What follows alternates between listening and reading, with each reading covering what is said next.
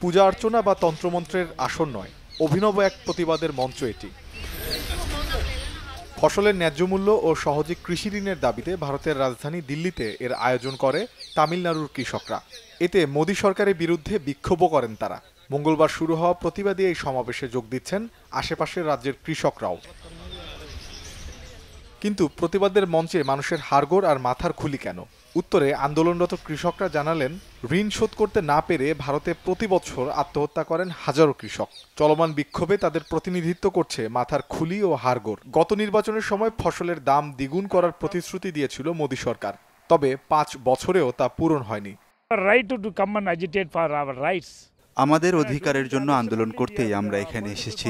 নির্বাচন আসলেই শুধু রাজনৈতিক দলগুলোর চিন্তায় আসে কৃষকরা দেশের মেরুদণ্ড, কিন্তু নির্বাচনের পর তারা আমাদের ভারতের দাস ভাবে।